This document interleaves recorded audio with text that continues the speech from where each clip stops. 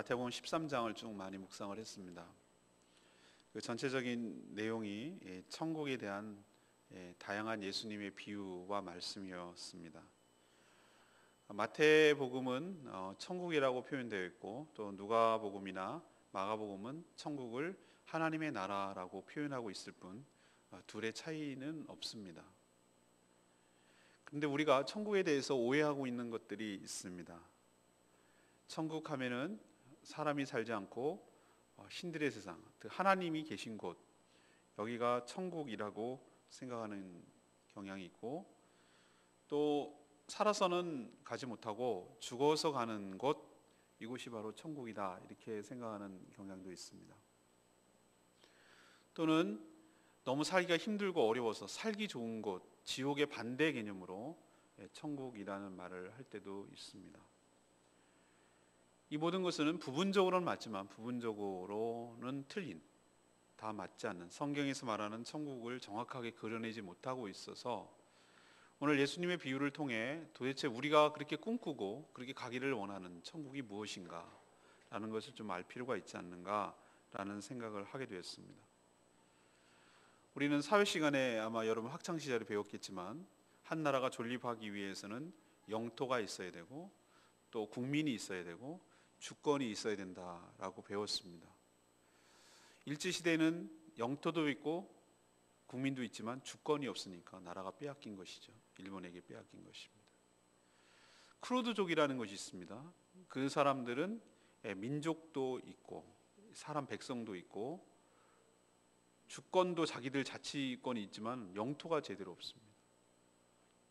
터키, 그다음에 이라크, 이란, 이런 식으로 퍼져 있어서 2차 세계대전 때 아픔을 겪는 나라 중에, 민족 중에 하나인 것이죠. 그래서 지금 IS를 대상으로 독립투쟁을 하고 있는 것입니다. 그럼 하나님 나라는 도대체 뭐냐? 하나님 나라가 도대체 어디가 국경이냐?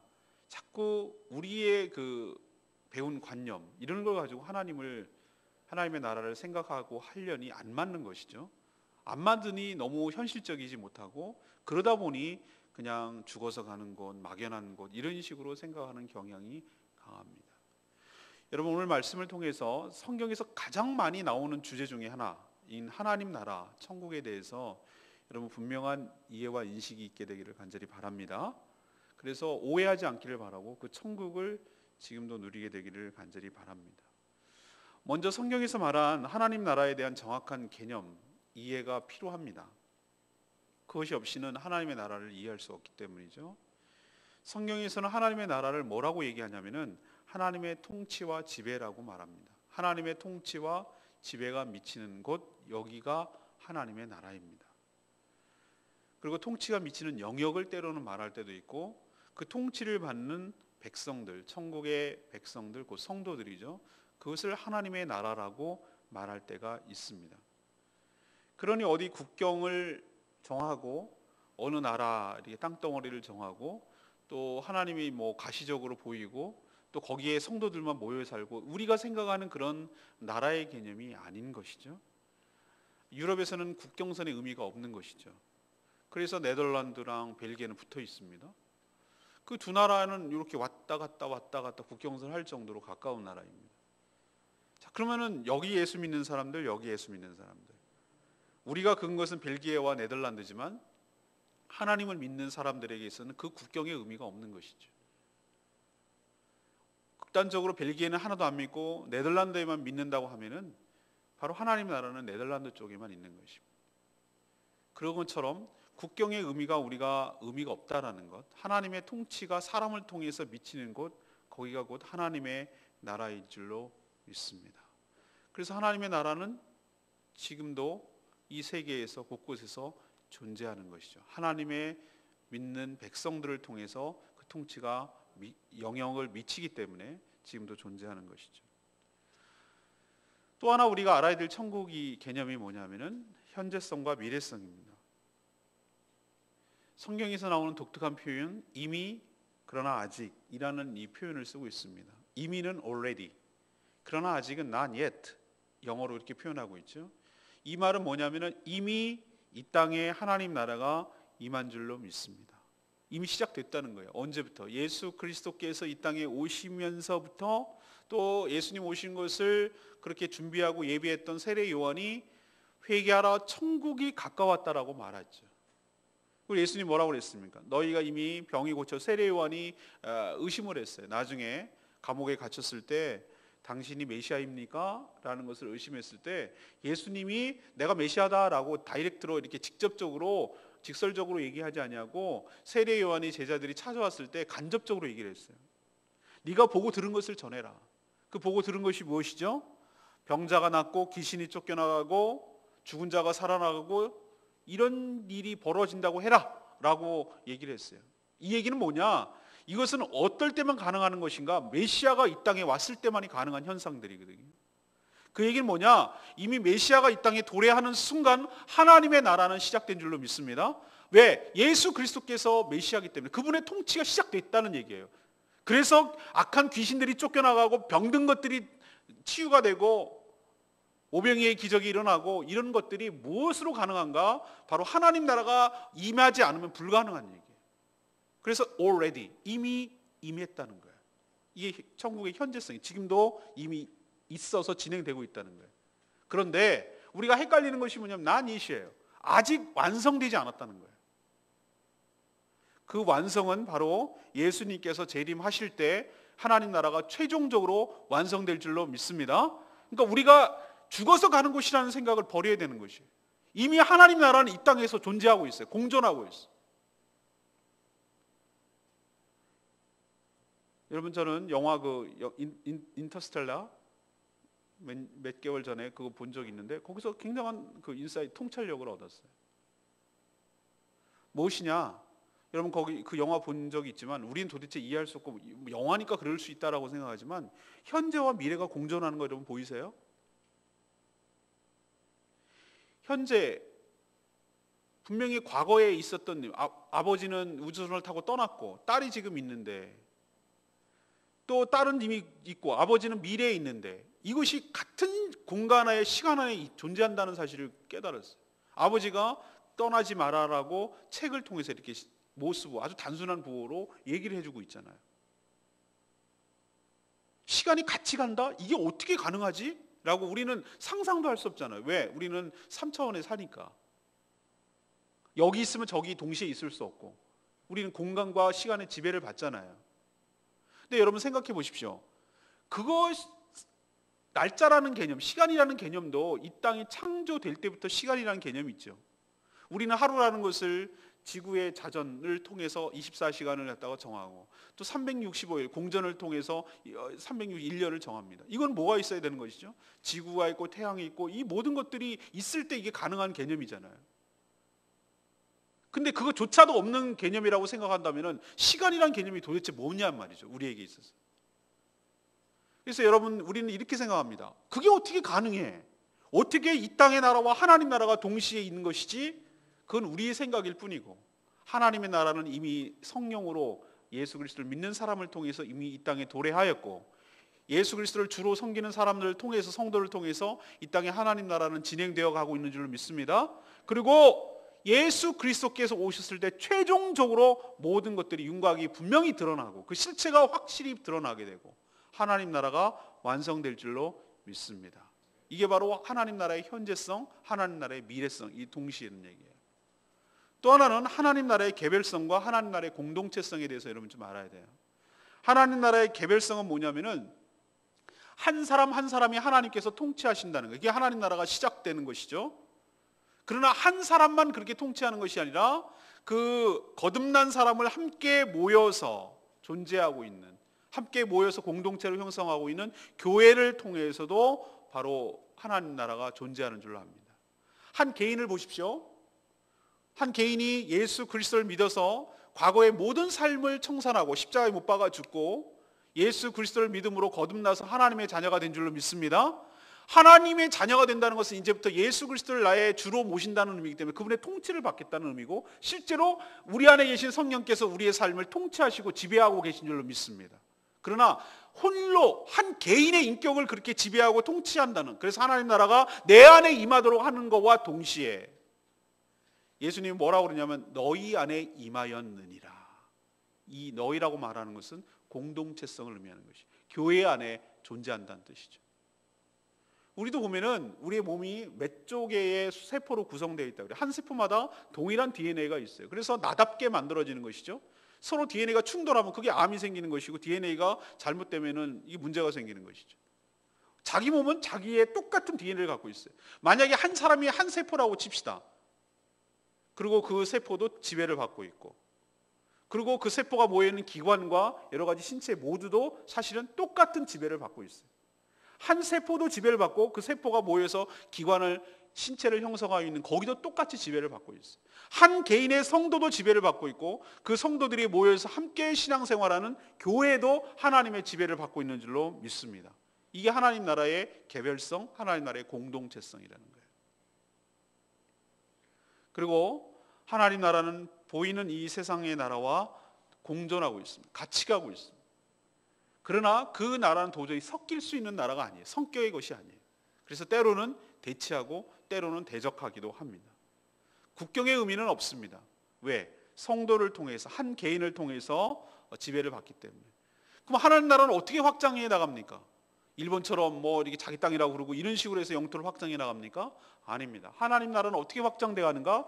예수 그리스도를 믿는 성도들이 더 많아지면 많아질수록, 또 예수 그리스도를 믿는 성도들이 그 삶에서 하나님의 의와 하나님의 공의와 하나님의 사랑과 하나님의 은혜를 실현할 때 그 사람을 통해서 하나님 나라가 확장되어 나갈 줄로 믿습니다.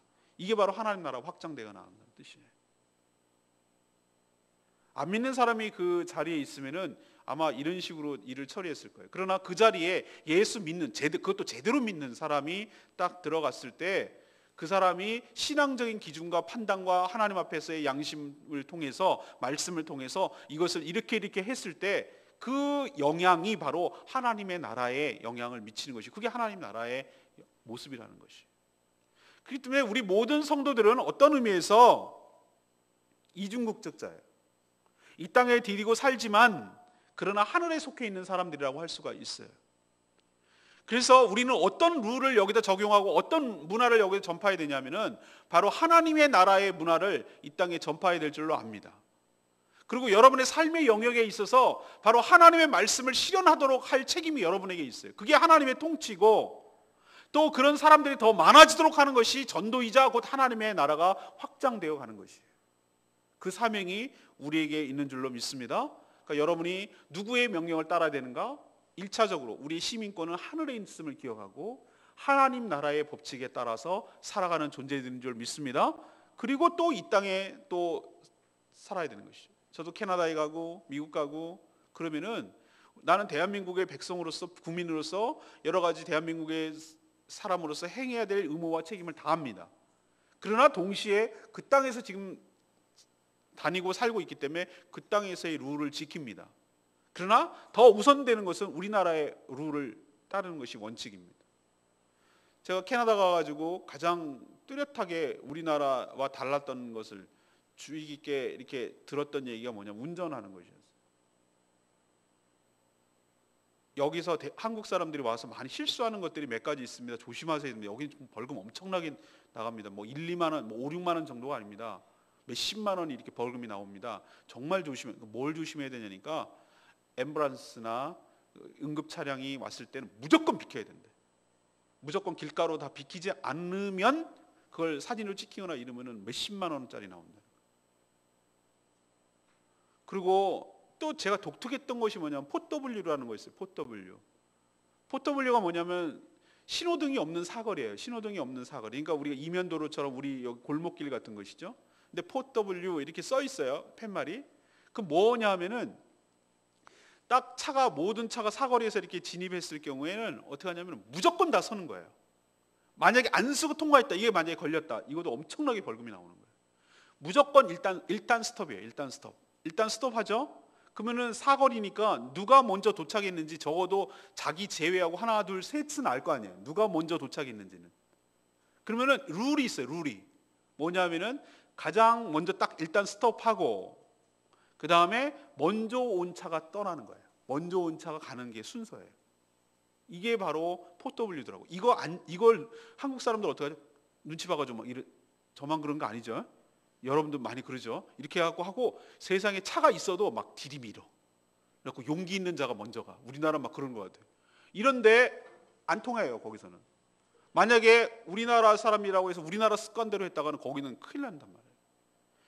자, 이렇게 이중으로 영향을 받습니다. 그러나 우리는 먼저 어디에 영향을 받는다고요? 하나님 나라의 영향을 받고 그 통치가 이 땅에 스며들도록 하는 책임이 우리에게 있는 줄로 압니다. 이게 바로 이중국적이라는 의미고 천국이라는 의미예요.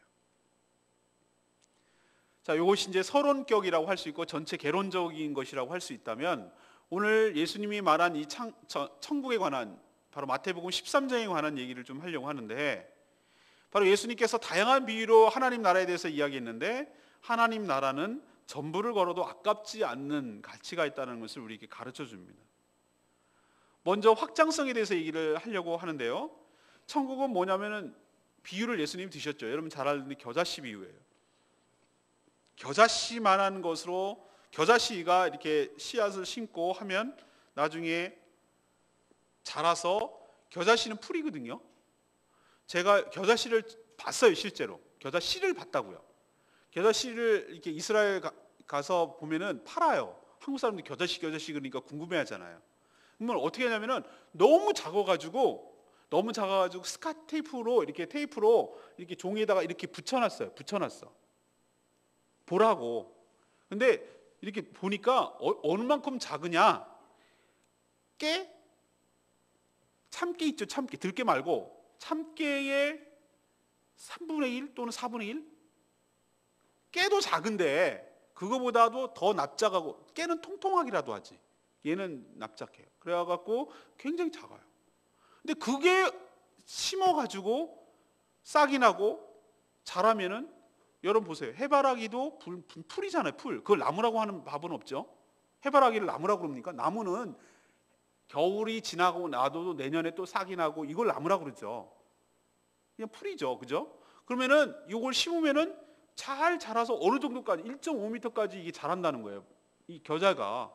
그리고 가지도 튼튼해서, 오늘 예수님 표현에 의하면 뭐죠? 새들이 와서 깃든다. 다시 말해서 보금자리로 할 정도로 이게 튼튼하다. 이렇게 자란다라는 거예요.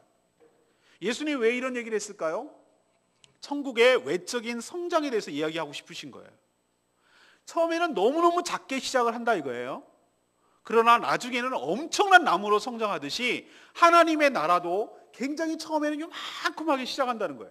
처음에는 미미하게 보인다는 거예요. 그러나 나중에는 엄청나게 성장해 있을 줄로 믿습니다. 이게 우리도 믿어야 된다는 거예요. 보세요. 예수님 당시에 예수님으로부터 3년 동안 있으면서 예수님은 몇 명의 제자를 했습니까? 12명. 그것도 한 명 배신당하고. 그리고 확장시키면 한 70명쯤 된다고 칩시다. 그 한 거밖에 없어요. 예수님 무슨 교회를 지으셨어요? 무슨 제도를 만드셨어요? 무슨 나라를 만드셨어요? 무슨 뭐 하셨어요? 아무것도 한 거 없어요. 십자가에 죽으시고 부활하시고 제자들 3년 동안 12명. 그것도 한 명은 실패. 그것도 십자가에 달 때 다 도망가는 겁쟁이들. 그런 제자들 하나 안 일어났어요. 이게 어떻게 되겠나 싶은데, 예수님이 약속하신 대로 뭐죠? 성령이, 이제 우리가 이제 5월 달에 가면 성령 강림주일이 옵니다. 5월 넷째 주에. 성령께서 임하고 나니까 완전히 딴 사람이 되었어요. 그 뒤부터 폭발적으로 교회가 성장하고 나가는 거 여러분 보이시죠?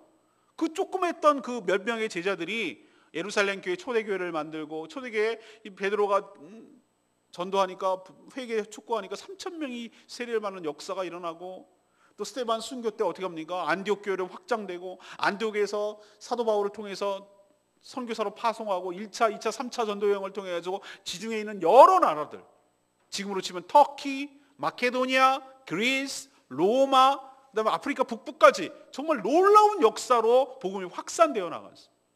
그렇게 핍박이 많고 그렇게 누르는 것들이 많았는데도 불구하고 로마에서 기독교를 공인하게 되고, 그 뒤부터는 폭발적으로 성장하게 되고, 유럽 전역을 갖다가 확장시키고, 또 유럽을 넘어서 종교개혁이 일어나게 한 다음에 어디로 가죠? 미국으로 가게 하고, 미국을 통해서 어떻게 합니까? 또 복음이 확산돼서 아시아로, 호주로 넘어오게 만들고, 그래서 우리나라도 복음을 받게 되고, 우리나라와 또 여러 나라들이 선교사들을 파송해가지고 세계에 안 나가 있는 나라가 없도록, 거기 예수님 오시기 이제 직전까지 왔어요. 복음이 더 전파되어서 전 민족에게 다 전해지는 역사가 있거든요.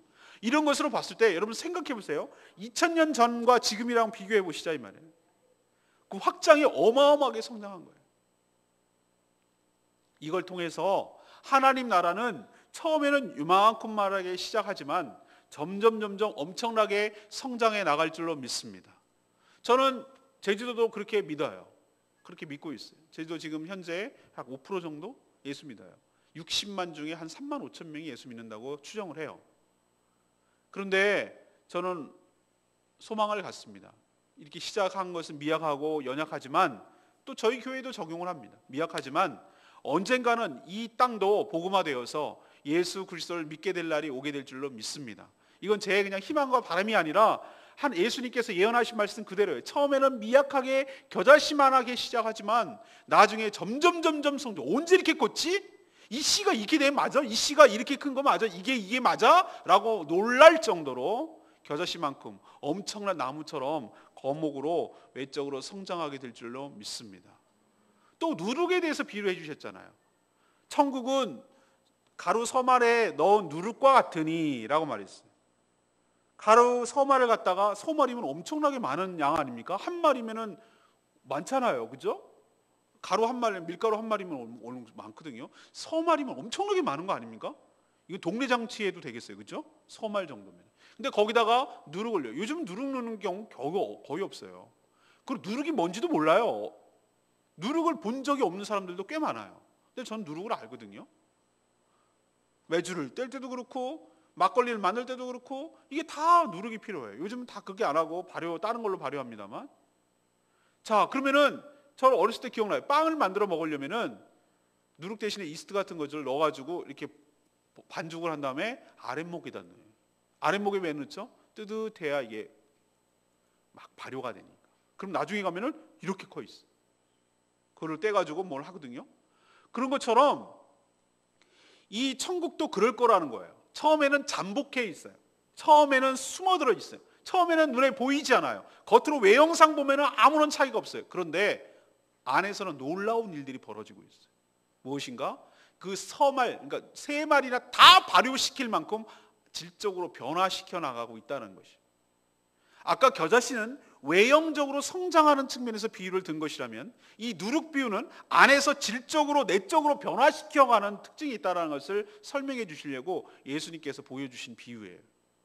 이처럼 천국은 별 볼 일 없는 것처럼 보이고 그럴지 모르지만 사실은 그 사람을 바꾸는 줄로 믿습니다. 그 사회를 바꾸게 될 줄로 믿습니다. 그 나라를 바꾸게 될 줄로 믿습니다. 여러분, 한 사람이 바뀐다는 게 얼마나 기적 같은 일인지 여러분 아시죠? 무엇으로 여러분 사람을 바꾸겠어요? 안 바뀝니다. 사람 웬만해서는. 근데 딱 한 가지 방법밖에 없어요. 주님의 영이신 성령님의 통치를 받게 될 때 사람이 바뀌어지게 될 줄로 믿습니다. 이게 기적 중에 기적이고 은혜 중에 은혜예요.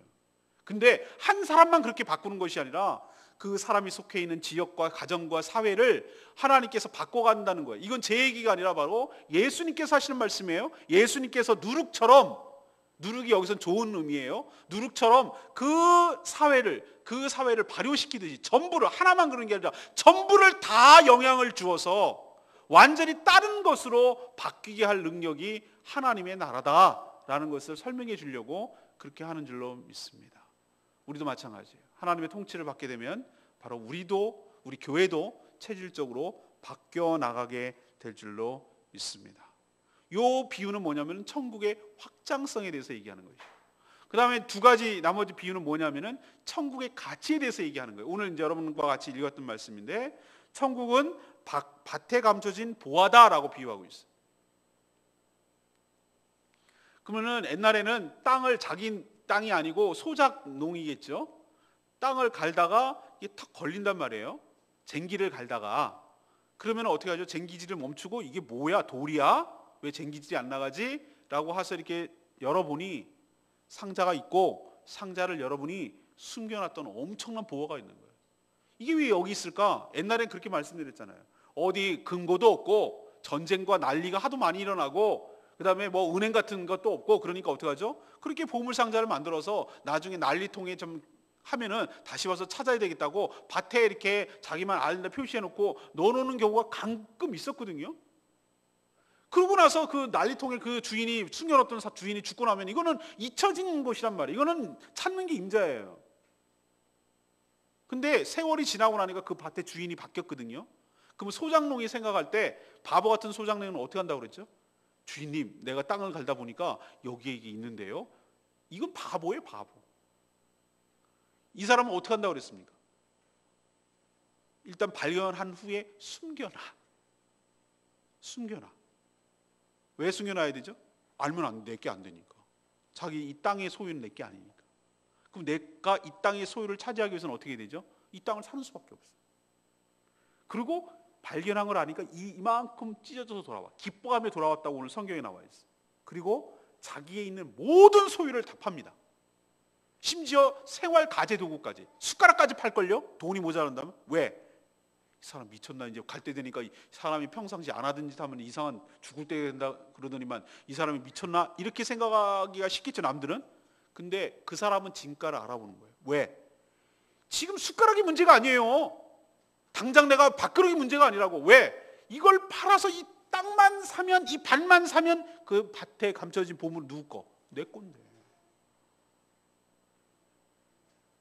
예수님이 이걸 왜 이런 얘기를 하시는 거죠? 이렇게 너 혼자 발견하면은 너 혼자 독식해라? 이걸 가르쳐 주는 겁니까? 아니에요. 그거는 정말 하나 알고 둘은 모르는 거예요. 이 부위에서 얘기하고자 하는 것은 무엇인지 아세요? 천국에 그렇게 가치가 있다는 거예요. 천국의 진가를 아는 사람은 그걸 놓치고 싶지 않다는 거예요. 자기의 모든 것을 걸어도 아깝지 않을 만큼 가치가 있는 거라는 거예요. 상대적으로 된다는 거예요. 진주를 산 비도 그겁니다. 진주 장상꾼이 돌아다니다가 이 사람은 좋은 진주를 발견하고 그 가치를 알아보는 사람이거든요. 극히 좋은 진주를 발견했을 때 자기의 모든 것들을 다 파서 그걸 산다는 거예요. 왜? 자기가 갖고 있는 그것과 비교했을 때 이 한 개의 가치 있는 진주보다 못하다는 걸 잘 알기 때문에. 가치가 무엇인지를 깨닫는 자만이, 알아보는 자만이 그것을 귀하게 여기는 줄로 압니다. 사랑하는 여러분, 천국은 그런 것입니다. 세상 사람들은 죽었다 깨나도 천국의 가치를 몰라요. 이것이 왜 나에게 소중한지를 몰라요. 그런데 우리는 알아요. 땅 속에 밭 속에 감춰졌지만 이게 엄청난 보물이라는 걸 알아요. 그리고 나머지는 너무 상대적인 것을 알아요. 이건 아무 의미가 없다는 걸 알아요. 진짜를 잡았어요. 그러면 나머지는 놓게 돼요. 여러분은 천국을 소유하기를 원합니다. 천국의 보물을 갖기를 원합니다. 나머지가 그래서 놓아지기를 원합니다. 이거를 못 놓는 사람은 이 땅의 보물이 아닌 것에 이렇게 연연하며 살아가게 되죠. 그런데 천국의 진짜 배기를 알아는 사람들은 그것을 소유하기 위해서 그 불필요한 것들을 다 내려놓게 되죠. 이게 천국의 의미죠. 여러분도 천국의 진가를 제대로 알고 전부를 걸어도 아깝지 않을 만큼 소중한 것임을 깨달아 여러분의 모든 것을 걸고 거기에다가 보화를 쌓는 여러분 되시기를 간절히 바랍니다. 마지막에 천국은요, 하나님 나라는 시련은 있지만 실패는 없다라는 것을 우리에게 가르쳐 줍니다.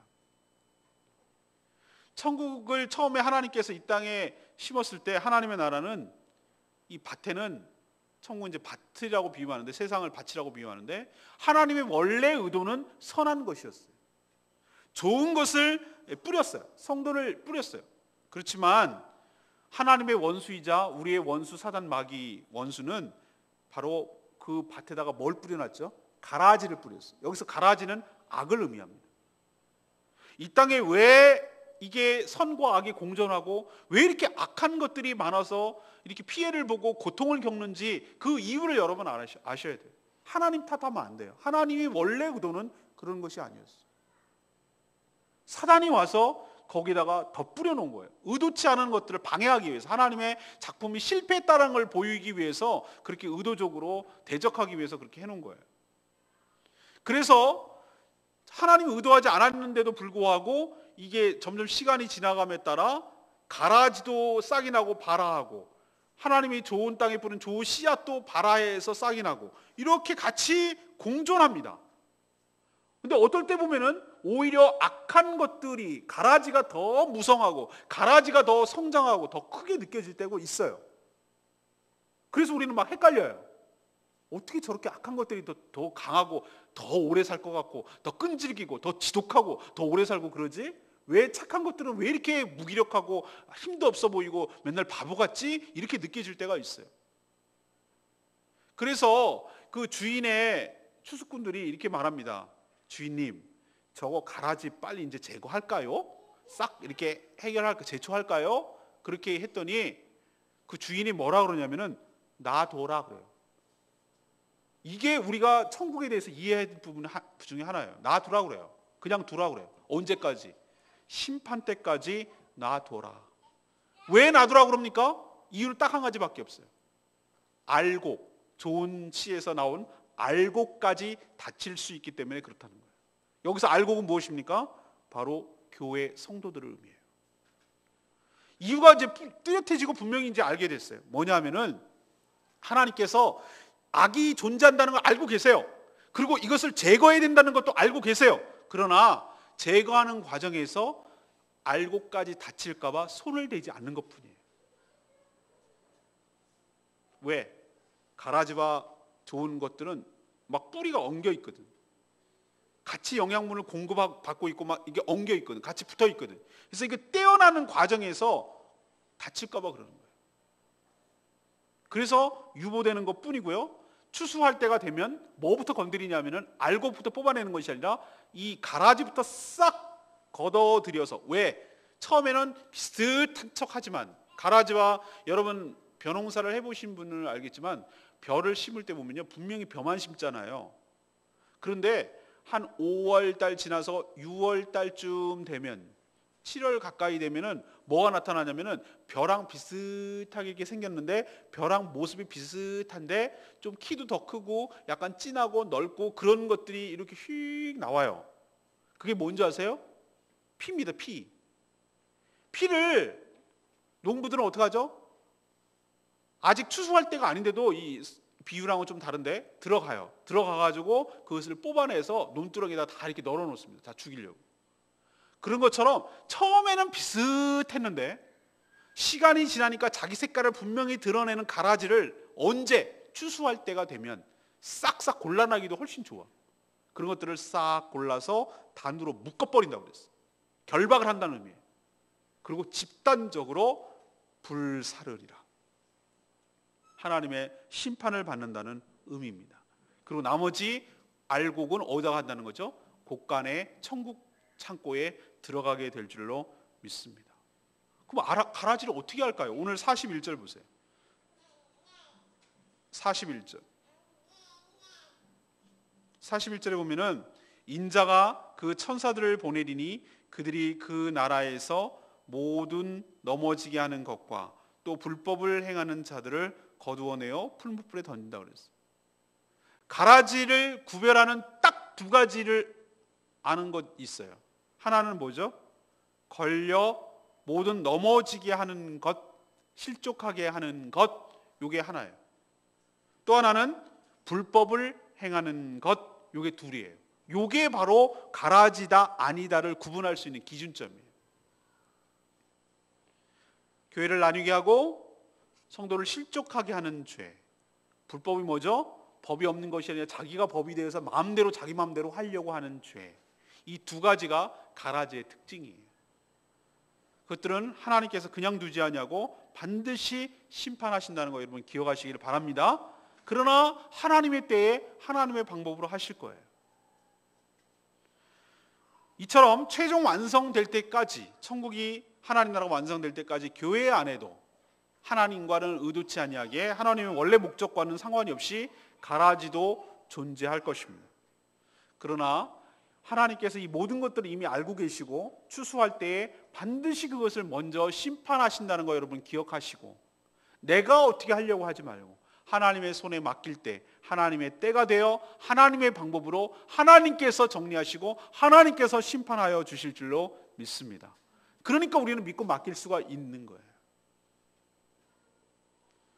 오늘 16절 말씀 읽지 않았습니다만 한번 다시 보겠습니다. 마태복음 13장 16절. 16절 이겁니다. 시작. 그러나 너희 눈은 봄으로 너희 귀는 들음으로 복이 있도다. 예, 복이 있는 사람이 무엇입니까? 천국을 영적인 눈으로 볼 수 있는 사람, 그리고 주의 말씀을 통해서 천국의 실제가 들려지는 사람, 이런 사람이 복이 있을 줄로 믿습니다. 여러분, 세상 사람들은 이 얘기를 해봤자, 제가 지금 한 오늘 설교 말씀을 해봤자 죽었다 깨나도 이해를 못해요. 왜? 천국이 어디 있는데, 어디 보이는데, 하나님 있으면 보여달라고 그래. 이런 식으로 얘기하는 사람들한테 이런 얘기를 해봐야 소용이 없어요. 근데 여러분들은 이런 얘기를 하면은 무슨 말인지 알아듣잖아요. 그게 그리고 천국이 보이잖아요. 그게 무슨 말인지 깨닫잖아요. 이것이 하나님의 큰 축복인 줄로 믿습니다. 천국이 지금 눈에 안 보인다고 해서 없다고 말할 수가 없잖아요. 지금 진행되고 있다는 게 보여지잖아요. 느껴지잖아요. 깨달아지잖아요. 이것이 하나님의 큰 축복인 줄로 믿습니다. 오늘 예수님께서 다 말씀하신 후에 34절에 오늘 읽었죠. 34절이 아니라 몇 절이죠? 51절. 이 모든 것을 깨달았느냐? 이렇게 말하니까 제자들이 뭐라고 그럽니까? 그러하오이다, 이렇게 대답했어요. 예수님이 천국 비유를 쭉 설명하신 후에 깨달았느냐? 이렇게 물어요. 여러분들에게도 똑같이 묻습니다. 여러분, 이 모든 말씀을 깨달았습니까? 여러분, 깨달았습니까? 예. 그러면 여러분에게 복이 있는 줄로 믿습니다. 근데 난 잘 모르겠는데요? 라고 생각하면 어떻게 해야 돼요?